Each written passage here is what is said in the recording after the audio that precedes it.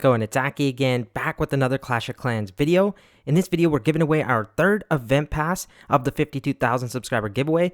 All you got to do to enter is be subscribed, like this video, drop one comment to get one entry, max of one entry. All the other guidelines are in the pinned comment and description of the video. Now, turning our attention into today's video, it's a upgrade priority for the equipment for all the heroes. We're going to start off with the king, and at the number 1 spot, I do have the spiky ball. This should not be a surprise because I think the spiky ball is long and away the best equipment for the king, and it's honestly up there in the top equipments for the game. It's so good. It works in air attacks, ground attacks. It's honestly one of the best all-around equipments. And number 2, because you get your spiky ball to max level, the earthquake boots are great. You can keep them at level 1 because they do break any level of wall at level 1, but at max level, they pair really nicely with the spiky ball to get those max damage interactions against the defenses. A little bit of a change here at the number 3 spot is the snake bracelet. I know this one might surprise some people. The reason for this, though, is because it dominates in hard mode. I would honestly put it higher if this was just a hard mode ranking, but even in Legends League, I think it's great. If you have the ore, it's good when the king is on the outside of the base. Tanks really well for your king. But if you're sending him in towards the core of the base, I like the spiky ball and earthquake boots a little bit more. But if he's on the outside, the spiky ball and snake bracelet combo is amazing. At number 4, it is the giant gauntlet. I still think this is a very good piece of equipment. It's just sadly not used as much. But again, just because it's not used, it doesn't mean that it's not a good piece of equipment. But I wouldn't be actively just throwing ore into it. I would rather be prioritizing the spiky ball, hence why I'm getting this list up. Number 5 is the Rage Vial, and the reason for this is it meshes really well with obviously the Giant Gauntlet. You can pair it up with other things, but that's its best synergy in my opinion. Number 6, the Vamp Stash, and kind of number 7 go together. Even though the Vamp Stash is way better than the Barbarian Puppet, you can still use it in combination with the Spiky Ball to send on the outside of the base, but that's where I think the Snake Bracelet would do a better job. At lower town halls though, the Vamp Stash is better. It sucks seeing it at number 6, but I kind of have to put it there. Number 7, the Barbarian Puppet. Please, please, please do not put any ore into it. I regret it. I obviously don't want to put any in it, but again, if you're a new player and you don't have ore into it, that's a good thing, but seriously, don't upgrade it. But now, let's move over to the Queen. And for the Queen, at number 1, it is the Giant Arrow. Some of you might be surprised by this because you're going to think, well, Aki, it only works for air attacks. It actually doesn't. It works for ground attacks too. If you're seeing lots of invisibility tower bases, trust me, if you have the Giant Arrow on your Queen, you're going to feel very happy. Another reason I put it at the number 1 spot is it pairs very nicely with other pieces of equipment. Be that the action figure, be that the healer puppet, be that actually the magic mirror. All great combinations for it. So for me, it is at the number 1 spot. Takes care of air defenses, sweepers for air attacks, sets a quick funnel for ground attacks, and then also the invisibility towers, which is the key thing. Number 2 spot, this was a little bit difficult, but I think the action figure, in my opinion, is better than the healer puppet. But there's a big asterisk here. You don't have the Starry Ore required, and you have your healer puppet leveled up. That's why it's at number 3, and I'm kind of talking about these in combination, is because the healer puppet is a direct kind of replacement for the action figure if you don't have the ore. Once you do have the ore, I would recommend obviously using the action figure because I like it, but in some strategies, I still do rock the healer puppet even though I have the action figure at max level. An example, Rocket Loon Fireball. Number 4 spot, it is the Magic Mirror.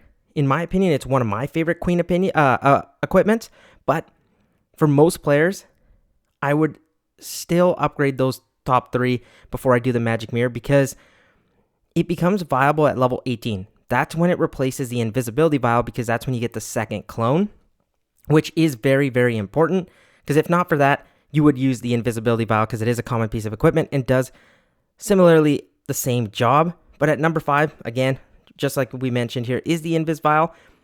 I think it gets some flack sometimes, but it is a very solid piece of equipment. Its base stats are really, really good.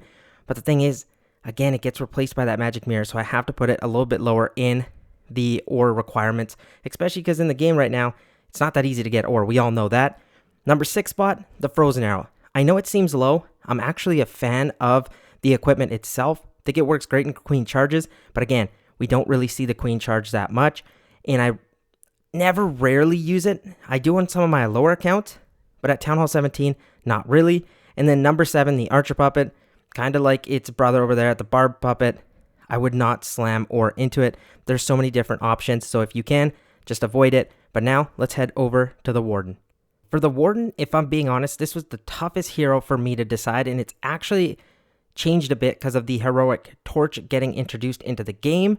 But number 1 for me, it still is the Eternal Tome. When I look throughout all of Clash of Clans, all the different town halls, I still think the number 1 equipment for the Warden is the Eternal Tome, so I would throw my ore at it. So I'm thinking of this as a perspective of a seasoned player, but then also newer players, or even players that have played for a couple of years. I still think the Eternal Tome is my number 1.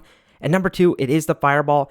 It opens up even more crazy versions of armies, like so you can add Fireball into Root Riders, you can do Rocket Loot and Fireball. It just adds another layer into the Warden, which I think is super cool, and it is at number 2 because I am a very, very big fan of the Fireball itself. At number 3 and down, here the part gets kind of tricky, because with the Warden, I really feel like it depends what kind of attacker you are. If you're doing Ground Smash, Eternal Tome, Healing Tome, great options. Fireball, great attacks as well. But if you're an air attacker, you're more inclined to use the Raid Gem. Sometimes you could also be using the Life Gem like I do in tandem of the Double Gem Super Dragon strategy. But if I'm looking for the overall player, at number 3, I still would put the Healing Tome above the Raid Gem. This was my biggest kind of struggle, because personally, I would put the Raid Gem higher.